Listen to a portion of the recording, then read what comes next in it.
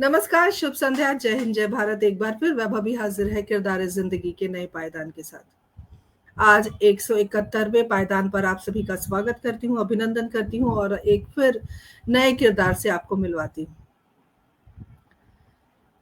बड़ा अजीब लगता है कि जब कभी आप इंजीनियरिंग कर रहे हो और वो भी हिंदी में, और हिंदी के प्रति जब आपका लगाव होता है, वो तकनीकी भाषा जो होती है उसको आप हिंदी में सरलता से गढ़ने की एक कोशिश करते हैं और आने वाली पीढ़ी को एक नया मार्गदर्शन देते हैं, तब लगता है कि ये तो बड़ा अजूबा सा हो गया है। कुछ ऐसा ही आज हुआ है हमारे किरदार के साथ और आपको बहुत आनंद की अनुभूति होगी, क्योंकि मैं सत्यपाल अरोड़ा जी की बात कर रही हूँ, जो उप महानिदेशक रहे हैं इंजीनियरिंग विभाग शिक्षा मंत्रालय में। और बड़ी दिलचस्प कहानी है उनकी, बहुत कुछ उनकी ज़बानी हम सुनेंगे। और जिस तकनीकी भाषा की मैं बात कर रही हूँ, जब हम विद्युत इंजीनियरिंग की बात करते हैं, अगर हम वहाँ पर उस उस पढ़ाई की एक अलग भाषा होती है और उसको जब आप हिंदी में सहूलियत के हिसाब से या उसको एक ढर्रे में लाने की जब आप कोशिश करते हैं, तो बड़ा ये मुझे लगता है एक सुखद एहसास है और एक बड़ी लंबी यात्रा है। और जब आप उसको जीते हैं तो वो बड़ा सुखद पल होता है और मुझे लगता है कि सत्यपाल जी इस बारे में ज़्यादा कुछ हमें बता पाएँगे। और देखिए, एक ऐसा बच्चा जो पठानकोट के स्कूल में 7वीं और 8वीं कक्षा में हिंदी रत्न की उपाधि से नवाज़ा गया हो और हिंदी के प्रति उनका एक अलग लगाव रहा है। और जैसे कि आप सभी को पता है कि हमारा जो ये पटल है वो हिंदी को समर्पित है और हम हमेशा कोशिश करते हैं, चाहे वो किरदार ज़िंदगी हो या परिचर्चा हो, एक से बढ़कर एक विषय होते हैं और एक से बढ़कर एक किरदार होते हैं। तो चलिए सत्यपाल जी से हम सीधी बातचीत करते हैं और उनके हिंदी प्रेम के बारे में जानते हैं और क्या कुछ उन्होंने बदलाव किए और किस तरह से जो तकनीकी भाषा थी उसको सरल बनाया उन्होंने और कितनी जद्दोजहद की, कितनी मुश्किलों का सामना करना पड़ा, क्या कुछ उन्होंने किया है अपने जीवन में। आइए हम उनसे बातचीत करते हैं। मैडम, बहुत बहुत नमस्कार धन्यवाद सर, आपका। बहुत बहुत स्वागत है सर आपका। धन्यवाद मैडम, धन्यवाद। आपने सर मेरे हम बारे में कार्यक्रम जी। जी। सर, कार्यक्रम को जब भी हम शुरू करते हैं, हम चाहते हैं कि जो किरदार हमसे जुड़े हैं, वो अपने परिवार के बारे में थोड़ा हमें बताएँ। उसके बाद हम ओके सर। आपकी जीवन की यात्रा को कोशिश करते हैं कि 1 घंटे में नाप पाएँ, लेकिन बहुत मुश्किल होता है। बहुत चीज़ें रह जाती हैं, लेकिन फिर भी हम कोशिश करेंगे। मैं चाहूँगी कि आप अपने परिवार के बारे में हमारे दर्शकों को बताएँ। ठीक है स्वागत है मैडम, सर। मैं बतलाऊंगा। सबसे पहले पहले तो सबसे पहले मैं अपना नाम बतलाऊंगा। मेरा नाम सत्यपाल अरोड़ा। मैं सन 1945 में पैदा हुआ, पश्चिम पाकिस्तान में। तो मेरे मैंने उसमें अपनी शिक्षा पठानकोट से प्राप्त की। जी, शिक्षा जो है, मैं पठानकोट में आर्य हाई स्कूल में हुई। उससे जी, पहले ये शिक्षा वगैरह प्राप्त करने से पहले पहले मैं अपने परिवार के बारे में बतला दूं। मेरे परिवार में मैं, मेरी धर्मपत्नी और 2 बच्चे हैं। उसके बाद एक एक लड़का मेरा अकाउंट्स मैनेजर है, वो मेरे साथ ही रह रहा है। और उसकी उसकी धर्मपत्नी वो डीआरडीओ में एज ए टेक्निकल ऑफिसर है। और मेरी बेटी यूएसए में है। उसके कारण ही मैं कम से कम 7-8 बार यूएसए गया हुआ हूँ। और 7-8 बार मैंने यूएसए के साथ साथ कई 7-8 और कंट्री भी घूमे हैं। ये सब उसी की देन थी, क्योंकि वो चाहती थी कि जब भी आप यूएसए आए तो एक आध कंट्री और देखते जाओ। इसलिए मैं अच्छा भला मतलब काफ़ी कंट्रीज वगैरह भी घूमा हुआ हूँ। 14, 15, 16 कंट्रीज मैंने घूमे हुए हैं ड्यू टू उसी की बदौलत। और वो वहाँ पर अकाउंट्स का वो भी काम करती है। वो फेडरल गवर्नमेंट में जॉब करती है। और उसका हस्बैंड भी आईटी आईटी में है और बड़े अच्छे वेल सेटल्ड हैं यूएसए में, कैलिफोर्निया में। और मेरे बेटे का बेटा, जो जिससे भी आपने देखा ही होगा, माहित, वो अभी 11th का स्टूडेंट है। और वो भी बड़ा अच्छा होनहार बालक है। हम उम्मीद करते हैं कि वो शीघ्र ही कभी इंजीनियरिंग की शिक्षा प्राप्त करे, लेकिन फिर भी अभी कुछ कह नहीं सकते। बाकी जहाँ तक मेरा अपना प्रश्न है, मैं पठानकोट से हूँ। शुरू में उसके प्राप्ति के पार्टीशन के बाद हम पठानकोट में सेटल हुए। मेरे पिताजी का टिम्बर का बिजनेस था। टिम्बर का बिजनेस था और टिम्बर के बिजनेस में ही उन्होंने, उस जमाने में जैसे हुआ करता था, मेरे दो भाई और एक बहन थी। दो भाई में से एक भाई और एक बहन का तो देहांत हो चुका है, बड़े थे मेरे से। और एक भाई, हम दो भाई अभी जिंदा हैं। तो मुझे पठानकोट में अपने आर्य हाई स्कूल में एडमिट करवाया गया। तो वहाँ से कुछ ऐसी प्रथा थी कि पढ़ाई लिखाई में मेरा अच्छा नाम था, और मेरे पिताजी ये चाहते थे कि मैं अच्छी पढ़ाई लिखाई करूं और कुछ अच्छा बनूं। क्योंकि बाकी दोनों भाई, जो मेरे दोनों भाई थे, वो कुछ पढ़ने में इतने तेज नहीं थे, और वो तो बिजनेस में ही आना पसंद करते थे, और उन्हें बिजनेस में ही लगाया गया था। तो जब उन दिनों की बात है मैडम, ये 1957 की, कि हमारे घर के पास एक कोई कॉलेज खुला, उसमें कहा गया था हिंदी रत्न भूषण भूषण प्रभाकर की पढ़ाई करवाई जाती है, फीस मात्र 5 रुपए। तो खैर उस जमाने में 5 रुपए भी बहुत हुआ करते थे, तो घर 5 रुपए निकालना कोई इतना आसान नहीं था। तो मेरा कुछ हिंदी में थोड़ा रुचि थी, क्योंकि उन दिनों एक तो हिंदी आंदोलन वगैरह चल रहे थे पंजाब में, एक उसके कारण। दूसरा, मैं वहाँ पर हिंदी समाचार पत्र होता था, हिंदी मिलाप और हिंदी प्रताप, मैं उनको खूब पढ़ता था, और उनके तरुण परिषद और बाल परिषद का सदस्य हुआ करता था। थोड़ा बहुत लिखता भी था। तो इस लिखन पढ़न में मुझे कुछ हिंदी से रुचि बढ़ गई। तो मैं उस कॉलेज में गया, मैंने कहा मैं रत्न करना चाहता हूँ। तो कहते, तू तो बहुत छोटा सा बच्चा है, कहाँ करेगा रत्न? मैं कहा मेरा इंटरेस्ट है, मुझे करने दीजिए। कहते हाँ चलो आ जाया करो, तो मैं करूँगे, 5 रुपये महीना फीस लगेगी। अब मैडम, उस जमाने में 5 रुपये कहाँ होते थे, और कैसे करूँ, घर वालों को बताऊँ या ना बताऊँ? खैर मैंने उसे कहा, सर ऐसा है, मैं 5 रुपये तो नहीं दे पाऊँगा, आप मेरे से कुछ कम लीजिए। 3 रुपये पे उसे सेटल किया, और मैंने पढ़ना शुरू कर दिया, ये सोचकर कि 3 रुपये मैं अपनी पॉकेट से ही दे दूंगा। जैसे तैसे, खैर छोटा सा शहर था, तो पता लग गया पेरेंट्स को, ये तो हिंदी की कुछ पढ़ाई भी करता है, स्कूल भी जाता है, स्कूल की भी पढ़ाई करनी, हिंदी की भी पढ़ाई करनी, कहीं इसे मुश्किल ना हो जाए। तो खैर पेरेंट्स ने भी साथ दिया, कहा चलो जो पढ़ता है पढ़ने दे, पढ़ाई में कोई बुराई नहीं होती। तो मैं रतन में एकदम पास हो गया, जबकि उस जमाने में रतन का रिजल्ट इतना गंदा आता था कि पूरे शहर में 2-3 बच्चे ही पास हुआ करते थे, बच्चे या बड़े बड़े विद्यार्थी। कई स्कूल के टीचर्स भी होते थे, वो भी हिंदी का ज्ञान प्राप्त करने के लिए हिंदी रत्न वगैरह की परीक्षा देते थे। तो खैर मैं पास हो गया, तो मेरा अच्छा नाम हो गया। इवन वहाँ के लोकल लोगों ने बड़ा उसमें कहा कि ये छोटा सा बच्चा है, एकदम हिंदी पढ़ गया, बड़े अजीब सी बात है, बड़ा अच्छा है। तो किसी ने मुझे कहा तूने हिंदी तो कर ही लिया, तू प्रभाकर भी कर ले, भूषण छोड़ के एकदम प्रभाकर भी कर ले।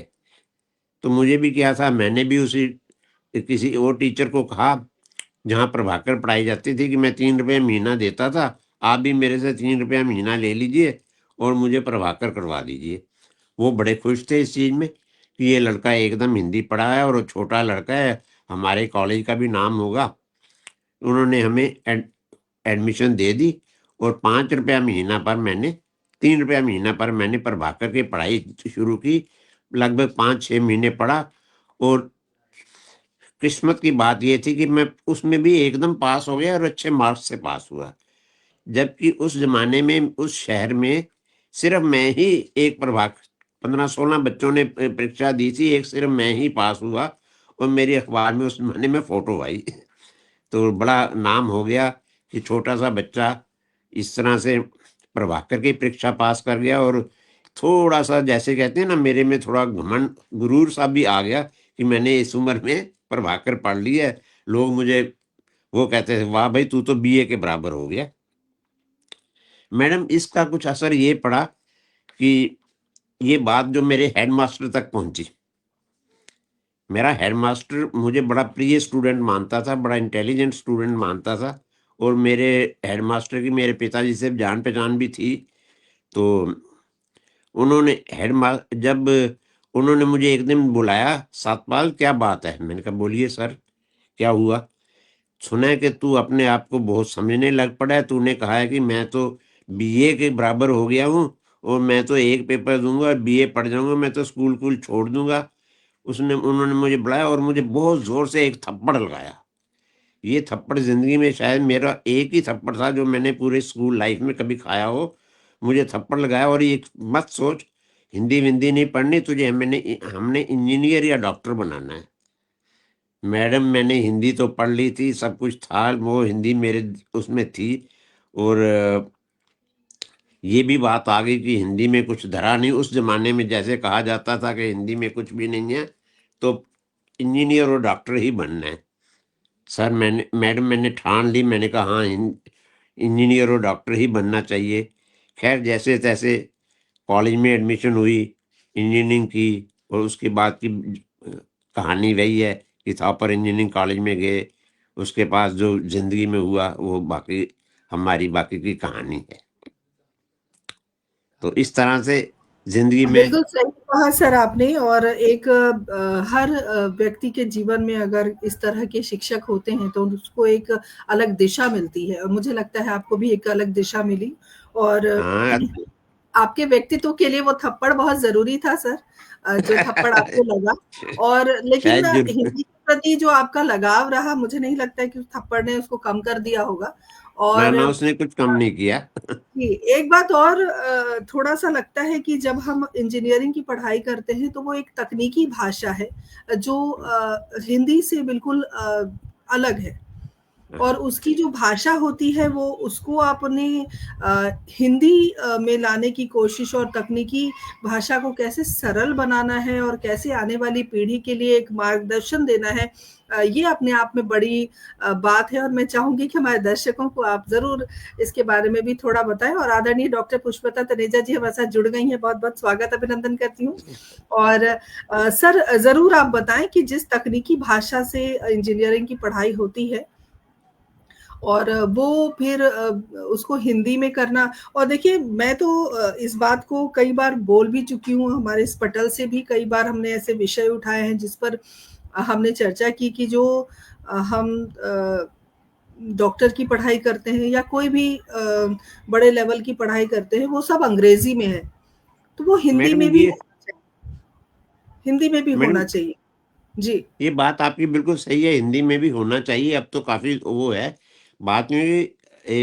पार्टी स्वतंत्रता प्राप्ति के पश्चात 1947 में जब संविधान में ये कहा गया था कि 1965 के बाद अंग्रेजी चली जाएगी और सभी भारतीय भाषाओं में, स्कूलों में, कॉलेजों में भारतीय भाषाओं में शिक्षा दी जाएगी। ये सब प्रावधान था, लेकिन इतना स्लो था। और इसी बारे में हिंदी की टर्मिनोलॉजी इत्यादि बनाने के बारे में संविधान में एक आर्टिकल भी था, 351 था शायद।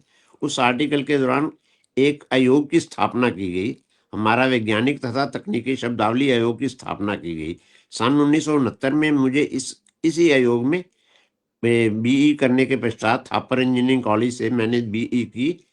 बीई करने के पश्चात मुझे यहाँ पर इसमें जॉब मिली। तो हमारी जॉब में काम ये था टर्मिनोलॉजी बनाना। अब क्योंकि संविधान के हिसाब से ये था कि माध्यम परिवर्तन के लिए पुस्तकों का निर्माण किया जाए, और पुस्तकों का निर्माण हिंदी में पुस्तकों का निर्माण किया जाए।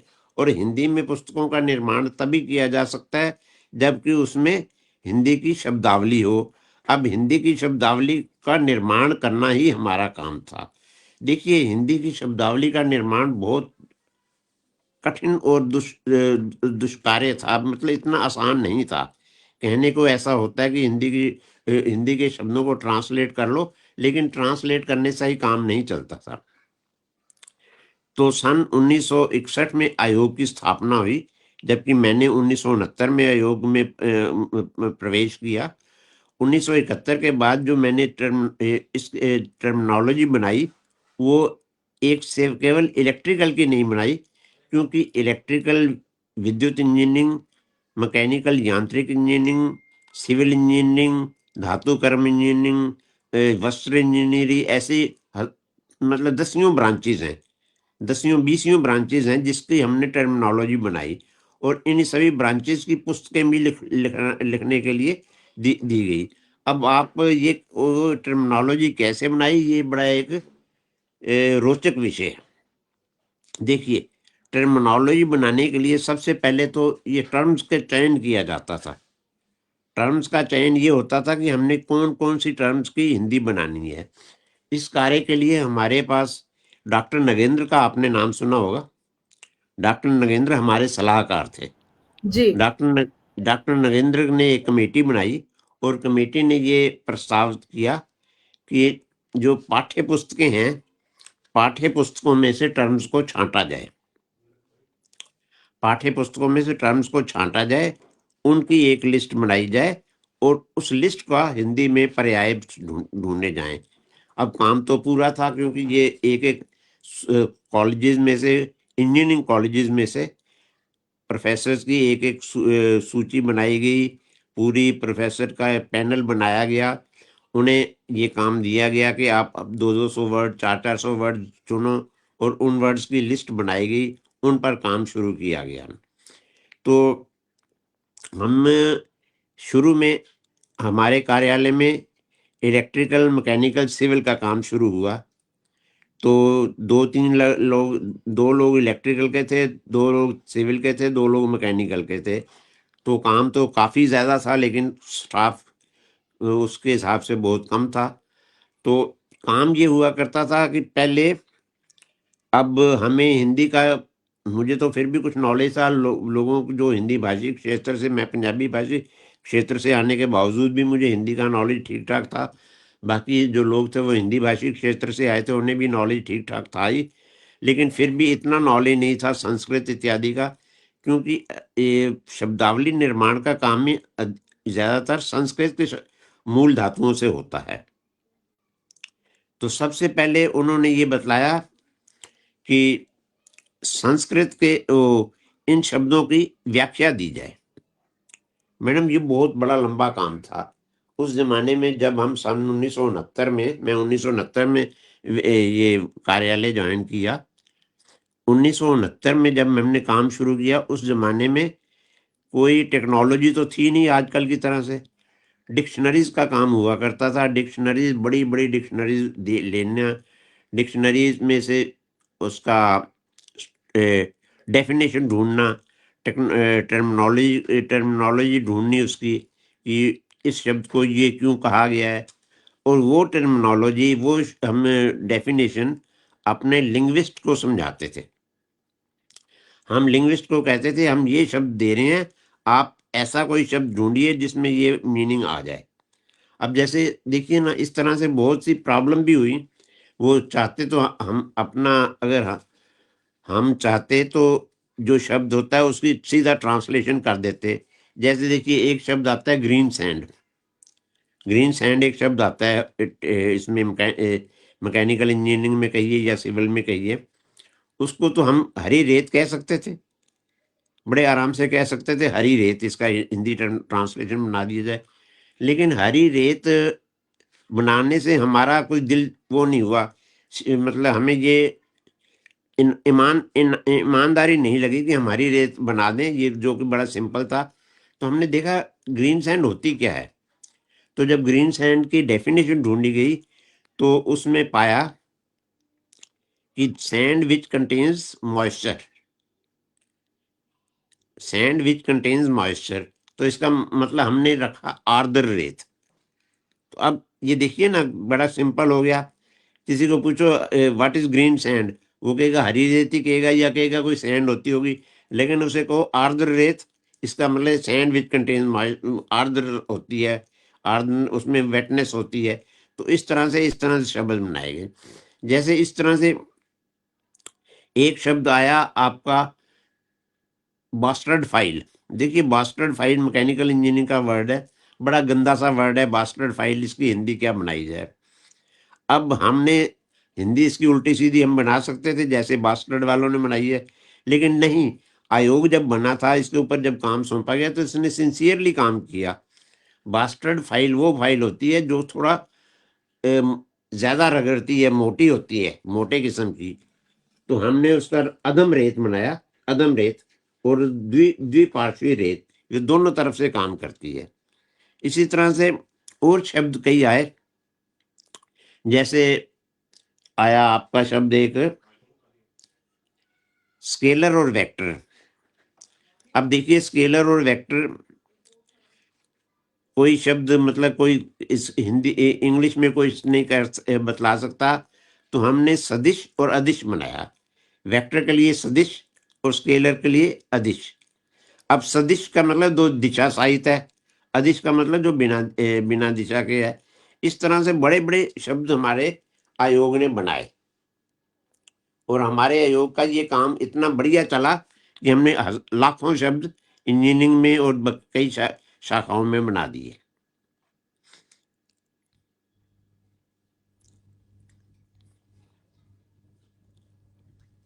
और आयोग का ये काम था, और ये काम जी। हमने काफी देर किया। मैं सन 1969 में हुआ, और उन 2005 तक मैं इसी कार्यालय में रहा। और 2005 से आज तक, इवन टुडे, आज भी मैं नोएडा से, सी डेक नोएडा से मीटिंग अटेंड करके आया हूँ, जिसमें उसमें आईटी टेक्नोलॉजी और उसकी टर्मिनोलॉजी बनाने के लिए हमारी मीटिंग थी सी डेक नोएडा में। वहाँ का स्टाफ भी था और हमारे ऑफिस का भी स्टाफ था, और मुझे भी उसके लिए आमंत्रित किया गया था। तो सर, इतना लंबा समय आपने इंजीनियरिंग को दिया और अब भी आप एक्टिव हैं और अब भी बहुत कुछ कार्य आप कर रहे हैं। उन बच्चों के बारे में आपकी क्या राय है जो इस क्षेत्र में अपना करियर बनाना चाहते हैं या इस क्षेत्र में आना चाहते हैं? उनके लिए कितना आसान है ये क्षेत्र, और क्या कुछ उनको एक्स्ट्रा करने की ज़रूरत है इस वक़्त? जबकि आपको पता है कॉम्पिटिशन का ज़माना है, हर जगह आपको भाग-दौड़ और बहुत कुछ करना पड़ता है। वैसे सूरत में आपको क्या लगता है कि नई पीढ़ी को हम क्या संदेश दे सकते हैं या क्या कह सकते हैं उनको, इस क्षेत्र के बारे में क्या जानकारी दे सकते हैं? मैडम, ये तो बड़ा विस्तृत क्षेत्र है। इसके बारे में मैं कोई बहुत ज़्यादा वो तो नहीं कह सकता, लेकिन अपनी पर्सनल ओपिनियन दे सकता हूँ कि इस समय जॉब के लिए सबसे बढ़िया क्षेत्र इंजीनियरिंग ही है। कोई और क्षेत्र इस तरह से, देखिए, अगर आप बच्चे को 12th क्लास 16 साल में, 18 साल के करीब में कर लेता है, तो इंजीनियरिंग में श्योर शॉट होता है कि लगभग 4 साल में इंजीनियरिंग कर लेगा, और 22 साल की उम्र में माँ बाप के लिए बच्चा कमाने वाला हो जाता है। आजकल के युग में ये कुछ पॉसिबिलिटी कम है कि अच्छी पे मिल जाए। पे कुछ कम मिलती है और कईयों को नहीं भी मिलती, लेकिन फिर भी किसी और क्षेत्र में इतनी संभावना और इतनी वो नहीं है कि आपको एकदम वो मिल जाए, जॉब मिल जाए। यहाँ पर फिर भी ना भी मिली तो थोड़ी बहुत कहीं ना कहीं एडजस्टमेंट और जॉब मिल जाती है। इतना किसी मेडिकल क्षेत्र में भी नहीं है, कॉमर्स क्षेत्र में भी नहीं है। एमबीए वगैरह करना, एमबीए फिर 18 साल के बाद, ना 22 साल के बाद भी आगे 2 3 4 साल लग जाएंगे, लेकिन इतनी कम उम्र में आपको ये पॉसिबिलिटी कहीं और नहीं है जितनी इंजीनियरिंग में है। इसीलिए इंजीनियरिंग में बहुत ज़्यादा संभावना है जॉब की और रोज़गार की, क्योंकि आदमी अगर इंजीनियरिंग नौकरी ना भी मिले तो अपना पर्सनल कुछ कर ले, तो उससे भी काम बहुत ज़्यादा कम पूंजी लगा के पर्सनल काम किए जा सकते हैं। तो सर, इस वक़्त जब आप रिटायर्ड भी हो गए लेकिन फिर भी आप अपने आप को आपने सक्रिय बना रखा है, तो हिंदी के प्रति क्या लगाव है? इन दिनों आप क्या कर रहे हैं हिंदी के प्रति? हालाँकि कुछ किताबें भी आपकी आई हैं, लेकिन हाँ जी, अभी फ़िलहाल क्या कर रहे हैं आप? इस समय तो मैं किताबें विताबें नहीं लिख रहा। इस समय तो मैं आयोग से ही जुड़ा हुआ हूँ, और इस एज में इतना कुछ लिखा भी नहीं जा सकता, और इतना कुछ है भी नहीं पॉसिबल। लेकिन फिर भी मैंने फिर भी मैंने अपने कुछ आयोग से पूरी तरह से जुड़ा हुआ हूँ। आयोग में टर्मिनोलॉजी भी बनती है और मैं और उनकी डेफिनेशनल डिक्शनरीज़, विज्ञान पत्रिका, सिंधु ज्ञान कुछ और पत्रिकाएँ जो हैं, उनमें मैं संपादक के रूप में थोड़ा काम करता हूँ। मैडम, मैं थोड़ी देर में 1 मिनट थोड़ी ब्रेक करूँगा।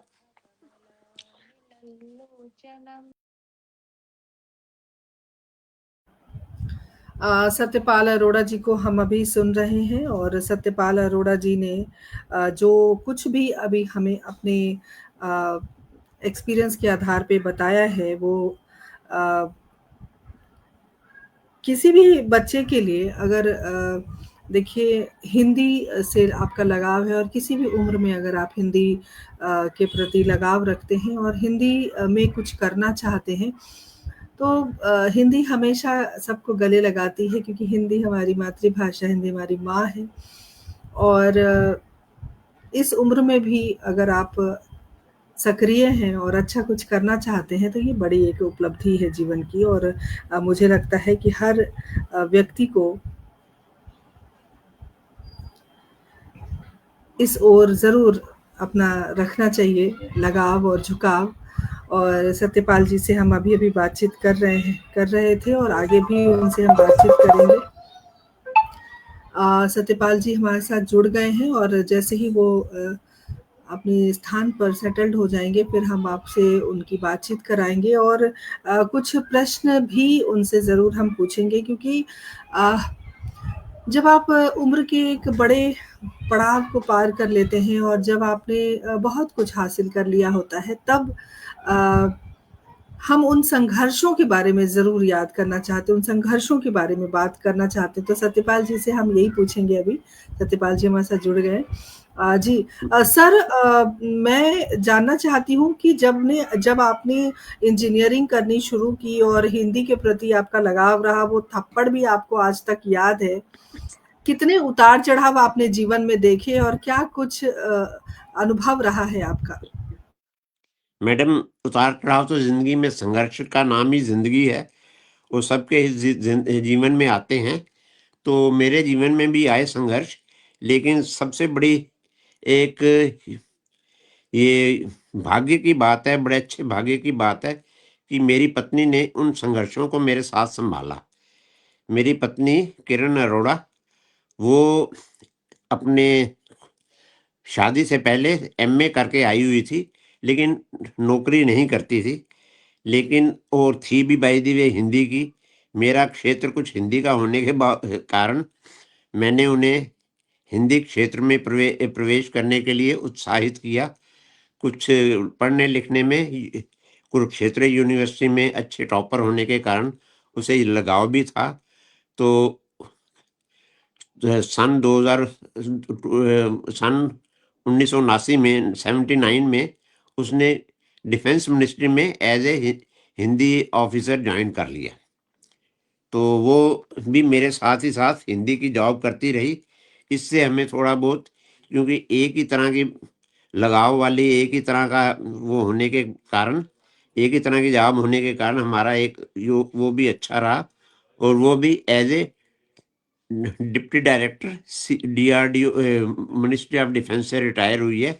उसने डीआरडीओ में भी काम किया है, मिनिस्ट्री ऑफ वो आर्मी में भी काम किया है, नेवी में भी काम किया है, वायुसेना में भी काम किया है एज ए हिंदी राजभाषा के तौर पर।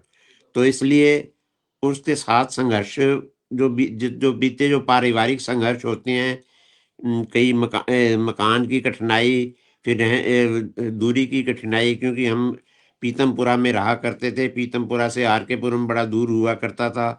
तो 20-25 किलोमीटर की यात्रा तय करना।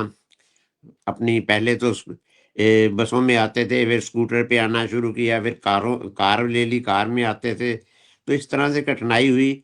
बाद में जब हम रिटायर होने से मुझे 5 साल रह गए थे, तो फिर हम आर के पुरम में ही शिफ्ट हो गए थे और इसके बाद ये 5 मेरे से 5 साल बाद ये रिटायर हुई, इसलिए 10 साल हम आर के पुरम में शिफ्ट हो गए, ताकि हमें कुछ कन्वीनियंस रहे, सहूलियत रहे।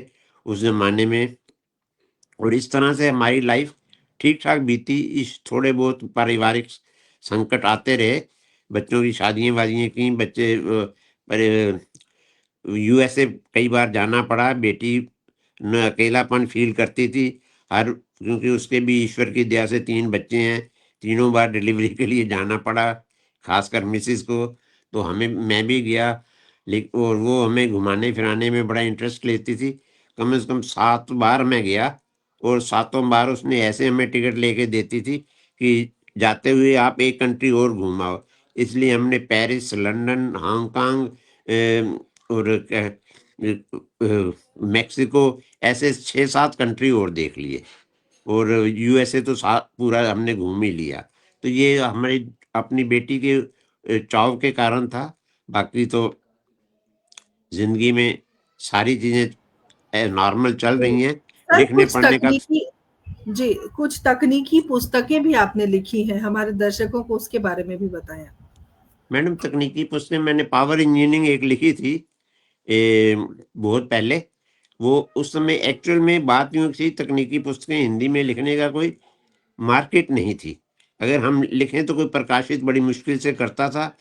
तो वो डिग्री स्तर की होने के बावजूद उसे वो डिप्लोमा स्तर की लिखवाने के लिए प्रेरित करते थे। इसलिए हमने डिप्लोमा स्तर की कई पुस्तकें मैंने लिखी, डिप्लोमा स्तर पर प्रकाशित हुई। तो डिप्लोमा के विद्यार्थी भी उसे एज ए रेफरेंस बुक पढ़ा करते थे, क्योंकि डिप्लोमा में भी कहीं हिंदी का हिंदी मीडियम था, कहीं नहीं था, और पूरी तरह से हिंदी मीडियम कहीं भी नहीं रहा। ये तो आजकल हुआ है, जब से ये गवर्नमेंट आई है यहाँ पर 2014 के बाद से, कि हिंदी में कुछ प्रेरित किया गया। अब तो हिंदी की पुस्तकें लिखना एआईसीटीई ने शुरू कर दिया है। और एआईसीटीई ऑल इंडिया क्या कहते हैं, शिक्षा परिषद जो है, उसने हमारी टर्मिनोलॉजी का यूज करते हुए, भारतीय शिक्षा परिषद, भारतीय तकनीकी शिक्षा परिषद ने हमारी टर्मिनोलॉजी यूज करते हुए first year, second year, third year की पुस्तकें लिखवा दी हैं। और कुछ थोड़े से बच्चे हिंदी मीडियम से पढ़ते हैं। तो जो हमारे आयोग का मेन काम था, ये शिक्षा, हिंदी में शिक्षा की सुविधा प्रदान करना, वो काम आजकल हो रहा है, जिसकी जो से हम ये सोचते थे 1965 और 70 के दौरान होगा। लेकिन देर हुआ दुरुस्त हुआ, कुछ शुरू हो गया है। जी, और इसके साथ सर। साथ सिर्फ, जी, जी जी। सर, आपको अगर ये पूछा जाए कि शिक्षा मंत्रालय में क्या कुछ बदलाव की ज़रूरत है या क्या सहूलियत और होनी चाहिए? तो एक बड़ा अनुभव आपका रहा है इस क्षेत्र में। तो सीधी बात क्या कहेंगे आप कि क्या बदलाव और आने चाहिए जिससे कि शिक्षा का स्तर और ऊँचा उठ जाएगा और बहुत सारे जो हमारे छात्र-छात्राएँ हैं उनको भी एक मार्गदर्शन मिलेगा और वो फिर भटकेंगे नहीं और सही दिशा में आगे बढ़ेंगे। आपको क्या लगता है कुछ बदलाव की ज़रूरत है? मैडम, ये शिक्षा के बदलाव की जरूरत तो, जहाँ तक मैं तो माध्यम परिवर्तन के बारे में कह सकता हूँ। तो ये मैंने देखा है कि आज बहुत साल पहले, जब हमारे इवन जब मैं था, मैंने 1960 के करीब में, न 61-62 के करीब में, जब मैंने 10वीं की परीक्षा पास की, तो क्लास के आधे विद्यार्थी स्कूल छोड़ के चले गए थे, ये कहते हुए कि हमें इंग्लिश नहीं आती। बड़े इंटेलिजेंट बच्चे हुआ करते थे, ऐसे बच्चे थे जो जिनका मैथ में 100 आउट ऑफ 100 मार्क्स आया करते थे, लेकिन उन्हें इंग्लिश नहीं आती थी। मतलब कि इस तरह के बड़े इंटेलिजेंट बच्चे, जो अगर उनको इंग्लिश का कुछ ऐसा हुआ ना होता उनके सामने, तो वो भी बहुत अच्छे इंजीनियर, डॉक्टर बन सकते थे। लेकिन इंजीनियरिंग इंग्लिश के कारण वो बच्चे इवन पढ़ना लिखना ही छोड़ गए। तो कहने का तात्पर्य ये है कि अगर माध्यम परिवर्तन हो, हिंदी में शिक्षा प्राप्त की जाए, हिंदी में शिक्षा दी जाए, बेशक लिखने पढ़ने में बेशक इंग्लिश भी लिखी जाए थोड़ी बहुत, लेकिन समझाया जाए हिंदी में, तो बच्चे कई और भी शिक्षा प्राप्त करेंगे। धीरे धीरे इसका असर हो रहा है।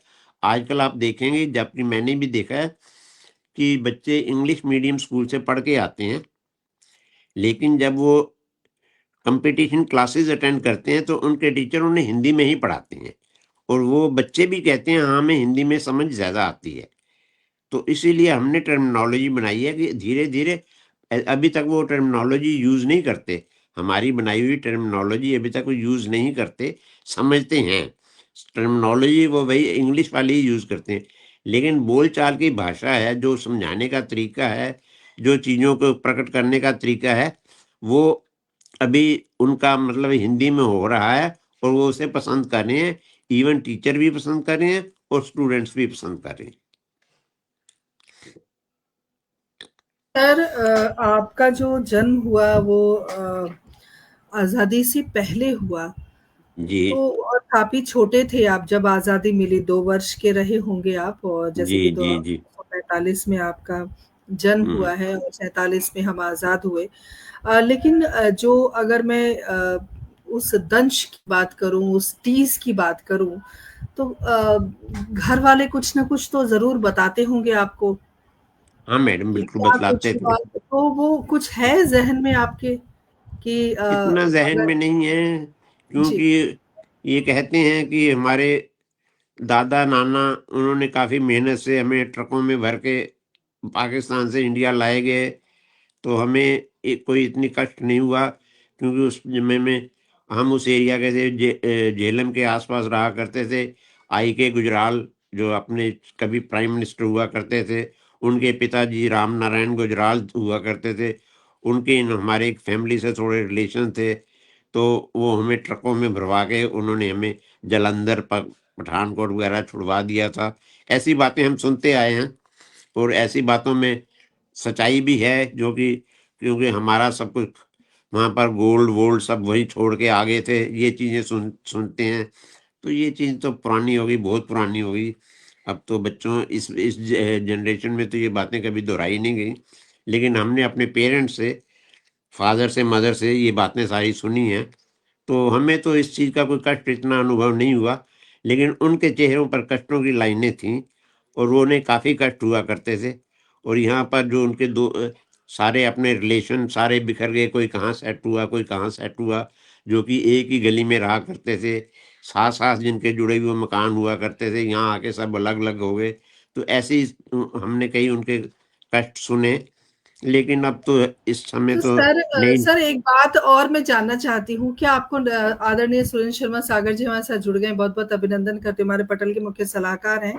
प्रदीप गौतम जी जुड़े हुए हैं, डॉक्टर तनेजा जुड़ी हुई हैं, बहुत-बहुत स्वागत अभिनंदन। एक बात और सर मैं बहुत व्यक्तिगत तौर पर जानना चाहूँगी कि अ, हमारी पीढ़ी को उन सब बातों के बारे में ज़रूर पता होना चाहिए। तो आपको नहीं लगता कि आप अपने ग्रैंडसन को बताएँ कि हमने मतलब क्या त्रासदी थी या क्या परेशानियाँ हमने झेली? क्योंकि आजकल के बच्चे बड़े अलग माहौल में पले-बड़े हैं, उनको दर्द और तकलीफ़ों का एहसास नहीं है। तो मुझे ऐसा लगता है, ये मेरा व्यक्तिगत मेरी सोच है। आपको क्या लगता है कि कभी बैठ के किस्सा कहानी करनी चाहिए थी? मैडम, मुझे तो कोई ख़ास इसकी आवश्यकता नहीं लगती। किस्से कहानी वो सुनते ही नहीं हैं सबसे पहले। दूसरा कि ये चीज़ें थोड़ी वैमनस्य सा पैदा कर देती हैं कि उन्होंने क्यों मारा, आप वो निकाला क्यों? क्या ये लोग सेटलमेंट नहीं कर सकते थे? ये तो एक बड़ा अजीब-सा लगता है कि पार्टीशन हो गई, एकदम मार-काट शुरू हो गई। ये चीज़ें कुछ अजीब-सी लगती हैं आजकल के ज़माने में, और आज हम भी यही कहते हैं कि ऐसा क्यों हुआ? जब होना था तो ये कहते जिन्होंने जाना है इधर जाओ, जिन्होंने जाना है इधर जाओ, तो बीच में मार-काट की क्या बात थी? तो ऐसी बातें जब बच्चों के सामने की जाएँ तो कई तरह के अपने देते हैं अपने तर्क, जिन तर्कों का हमारे पास उत्तर होता ही नहीं कि उस समय क्या वातावरण कैसा हुआ, किस तरह से वैमनस्य पैदा हुआ, किस तरह से भेदभाव पैदा हुआ, किस तरह से ऐसे मिल-जुल के रहा करते थे लोग एकदम, और एकदम ऐसे कैसे अलग हो गए। तो इस चीज़ों से थोड़ी आज की राजनीति पर और आज के वातावरण पर भी फ़र्क पड़ता है। इसलिए मैं सोचता हूँ बच्चों को बतलाना कुछ उचित नहीं है, मेरी अपनी ओपिनियन है। ठीक है क्योंकि बता ये के आप जी, बिल्कुल आपकी सोच है और हर व्यक्ति का अपना एक विचार होता है, बहुत सही। अ सर जब आप आए होंगे, काफ़ी छोटे होंगे जब आप भारत दोबारा से आए। ख़ैर लेकिन हर बच्चे का, हर व्यक्ति का एक बचपन होता है। आपका बचपन कैसा बीता? मैडम मेरा बचपन बहुत ही बढ़िया था। आई ऑलवेज लव्ड दैट बचपन। मुझे तो ऐसा लगता है कि एक बार फिर मुझे बचपन मिल जाए तो उससे बढ़िया कोई चीज़ नहीं थी। बचपन में क्या कहते हैं, मेरी इतनी ख्याति हुई थी रतन प्रभाकर करके भी। वो छोटा शहर होने के कारण मैं पढ़ाई में भी अच्छा था और सब कुछ ठीक था। मेरे फादर मेरी बड़ी प्रेज किया करते थे और उनसे जो कुछ भी मिलता था वही कहता था कि ये देखो आपका बेटा ऐसे है। क्योंकि मैं उन दिनों डेक्लेमेशन कंटेस्ट, भाषण प्रतियोगिताएं होती थी, मैं उनमें बहुत हिस्सा लेता था। हर स्कूल में, हर कई संस्थाओं में, पंडित जवाहरलाल नेहरू के बर्थडे पर, इधर उधर आर्य समाज के स्थापना दिवस पर, ऐसे मैं कई भाषण देता था। उन भाषणों से भी मैं मशहूर हो गया था। मैं डिबेट उन दिनों नहीं चला करती थी, वाद विवाद प्रतियोगिता नहीं चलती थी, भाषण प्रतियोगिता चलती थी। और भाषण प्रतियोगिता में भी हिस्सा लेता था। दूसरा, जो आर्य हिंदी मिलाप और हिंदी प्रताप वगैरह भाषण अखबार चलते थे, इनमें भी थोड़ा बहुत लिखता था। छोटी छोटी कविताएं लिखता था, छोटे छोटे आर्टिकल भी लिखता था। और इनके तरुण परिषद और बाल परिषद, इनका मेंबर बना। इनके मेंबर बनने से ही के कारण ही मुझे कुछ हिंदी में लगाव उत्पन्न हुआ। तो तो लेकिन सर उसी पुराने दिनों को अगर आप याद करना चाहें तो कोई ऐसा वाकया आपको याद है जो आज भी आपको आनंदित करता हो? कोई भाषण प्रतियोगिता का दिन हो या कुछ और कोई इस तरह की कोई एक्टिविटी जो आपको आज भी याद है? ऐसे तो मैडम इस समय तो मैं एकदम ये होता था कि फोटोग्राफी वगैरह, जब हम भाषण प्रतियोगिताएं होती थी तो हमारे स्कूल के टीचर कहते थे चलो जो तुम शील्ड जीत के आए हो तो आज तुम्हारी फोटो होगी। तो मैडम उन दिनों हमारे पास बहुत ज़्यादा वो तैयार हो के आना, शाम को 5 बजे आपकी फ़ोटो होगी। तो हम परेशान हो जाते थे, तैयार होके जाना। पेरेंट्स को कहते थे हमारी फोटो है, कहते भी थे या कई बार नहीं भी कहते थे। एक लंबा सा कोट होता था, वो पहन लेते थे। और बाल पे ऐसे लगता था बाल चमका दूं, इतना तेल लगा लेते थे सिर पे, मसल तेल लगा लगा के ना, ऐसे सोचते मैं बड़ा सुंदर लग रहा हूँ। और जाके फोटो खिंचवा लेते थे। पता लगता था कि फोटो में ऐसे रिफ्लेक्शन पड़ रही है, ऐसे फोटो ही खराब हो गई सारी।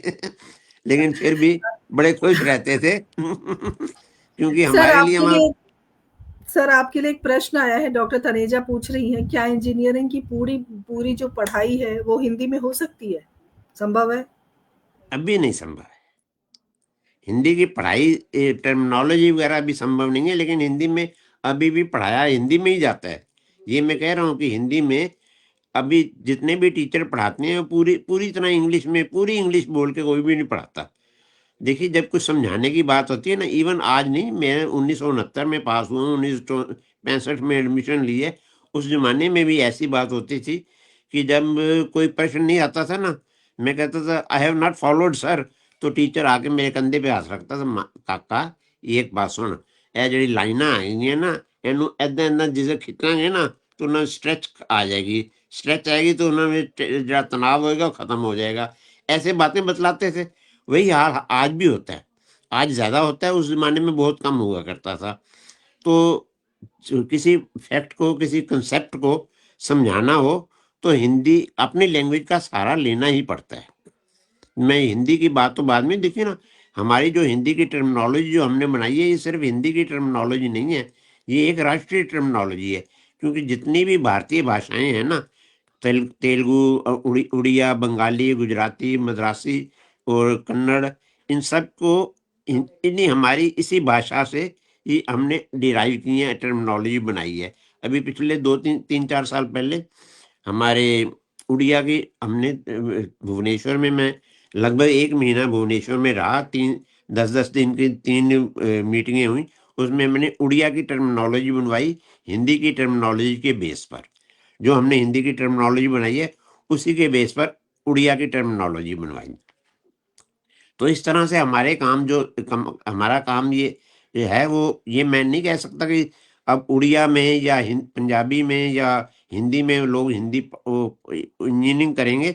कोई इतना रिस्क भी नहीं लेगा, क्योंकि बात यूँ है ना कि जब अभी भी हमारे मन में एक वो होता है कि हिंदी पढ़ने वाला बस यूँ ही है, उसको कुछ उसका नॉलेज कुछ कम ही होगा। तो वो चीज़ अभी अभी जो अभी वो नौकरी विकसित देने नहीं वा हुई है, वो सोच उसमें फ़र्क है और हाँ, फ़र्क है। बिल्कुल, नौकरी बिल्कुल सही देने कह रहे वाला हैं आप। वो नहीं सोच पाता कि ये हिंदी पढ़ा है तो क्यों पढ़ा है। वो सोचता है इसे तो इंग्लिश नहीं आती होगी, थोड़ा कमज़ोर नहीं होगा, आती होगी इसलिए बिल्कुल, गाँव का होगा इसलिए शायद हिंदी इसे नहीं आती, हिंदी बहुत कम बढ़िया, आती है, इंग्लिश समझती। तो इस तरह बहुत का अभी बढ़िया वो सर। वातावरण है। आपसे बातचीत करते-करते कैसे समय उड़ गया पता ही नहीं चला। समय अपनी बिल्कुल चरम पर है और सर मैं आपसे आग्रह करूँगी कि चलते-चलते हमारे दर्शकों के लिए, नई पीढ़ी के लिए एक अच्छा-सा संदेश देकर जाएँ। क्या देंगे सर? मैडम संदेश यही है कि अपने बच्चों को अच्छी तरह पढ़ाएँ और उनको अगर वो हिंदी बोलते हैं तो उनको निरुत्साहित मत कीजिए। उन्हें निरुत्साहित मत कीजिए, उन्हें हिंदी अपनी भाषा बोलना बहुत अच्छी चीज़ है।